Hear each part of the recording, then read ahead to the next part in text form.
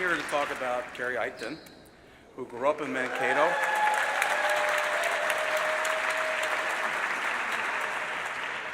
Gary grew up in Mankato, served in the Air Force, and he met his lifelong partner, Joanne, 38 years ago, of course, Minnesota Public Radio. I just learned tonight that they met, and 2 days later they were dating, and even a short time later they were living together, so all sorts of magic happens at Minnesota Public Radio.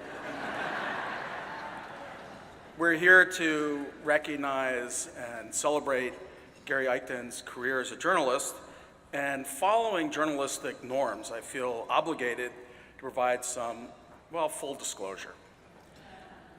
Now, Gary's first job as a journalist, he was fired.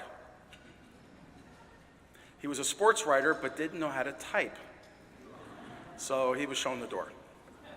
He got his start on the radio in New Ulm, and he was doing two things that may not be familiar to some people here. First, he was spinning these plastic things. They're called records. And the other part is he was playing something that music historians refer to as polka. That was Gary Eichten's beginning as a journalist, a beginning that launched him on a career at Minnesota Public Radio that stretched 45 years. Now, it's not just the number of years that Gary worked at Minnesota Public Radio. It's the quality, it's his contribution to public affairs and to our civic life here in Minnesota. He was trusted by his audiences, and he was respected by his colleagues, receiving all sorts of awards, including the Peabody Award and Premack Awards and more. He was admired broadly for his nonpartisan approach to public affairs. He was the umpire calling balls and strikes. Tim Pawlenty's press person, well known as a sharp-elbowed sort of fellow, Brian McClung, singled out Gary as the gold standard for journalistic objectivity. One of Gary's gifts, and one that I really admire, was talking to his audience as intelligent people who didn't need to be lectured to, and also checking his ego. Gary at one point said, "My approach to the job is shut up. The guests are the guests. Don't toot your own horn to get a lot of attention." Close quote. As we honor Gary tonight, I find it hard not to miss his voice and his presence at a time of such shrill partisanship and anger in our society. Top NPR honcho John McTaggart said about Gary, quote, "No one is better than Gary at facilitating civil, intelligent, and insightful debate on difficult policy issues between candidates across the political spectrum." Close quote. Don't we miss that? That's Gary Eichten.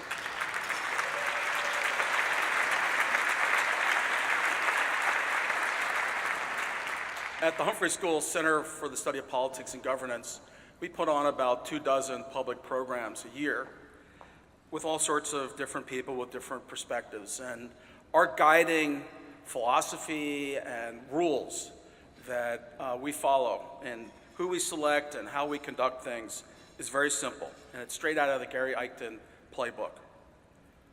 Trust the intelligence of our audiences, check the ego at the door, and work to foster conversations across our bitter differences. Thank you, Gary Eichten.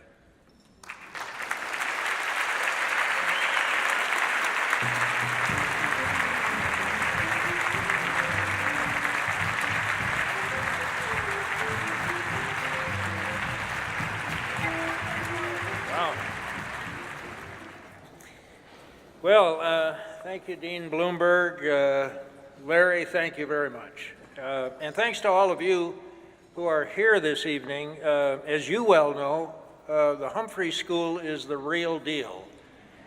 And it's great to see the school enjoys such tremendous support. Really nice. You know, I've been a very lucky guy over the years, all those years at Minnesota Public Radio, all the years since, including my work with Larry and the staff on the Aging Workforce Project. All this time, I've had a chance to learn something new nearly every single day. And that's because I've had the chance to talk to new people nearly every single day. Everybody has a story to tell. And if you listen carefully, if you ask the right questions and keep your opinions to yourself, you can learn something new from all those people.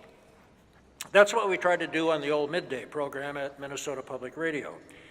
Sarah Meyer, my producer at NPR, and I might add,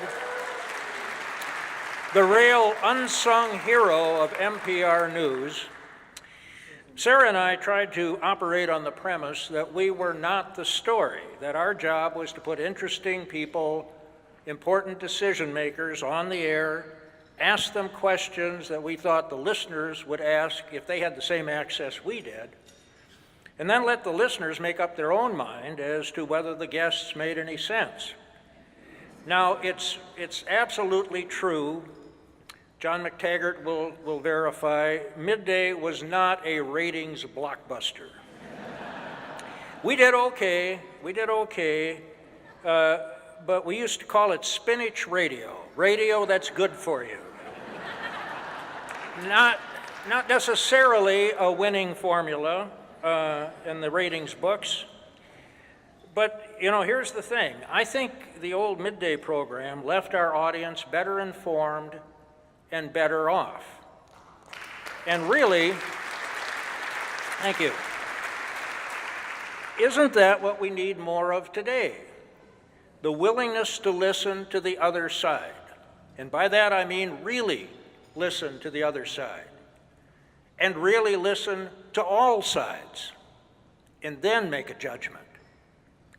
At the end of the day, I suspect most of us, most of the time, would probably come back right where we started. We'd still think the other guy is goofy and wrong. But maybe we wouldn't think that other person is evil.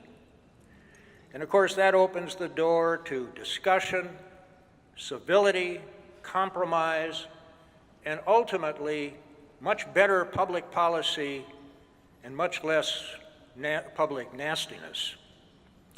So a proposal, let's all try to listen better. And here's another one, let's all try to speak out when called on. I am not an enemy of the American people.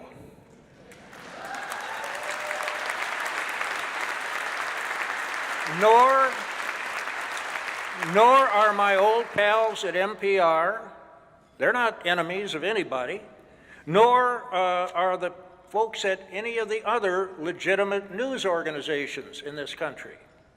We're simply in the business of reporting real news. Now, you might not like what you hear, but just because you don't like what we report doesn't mean it is necessarily wrong or biased. It is just stuff you don't agree with. There's a difference. As you know, the freedom to report such real news is under attack in this country from the president on down. And I do hope you will do what you can to protect freedom of the press in this country. I don't think we can have a free America without it, so please don't take it for granted. Well, thank you. Enough preaching from me. Let me simply say that it is very humbling and a great honor to receive this Public Leadership Award. Any time when a bumpkin from Mankato like me can get lumped in with people like Walter Mondale and Madeleine Albright and Dave Durenberger, that's a very good day for the bumpkin. And I really appreciate it. Thank you so much for this award.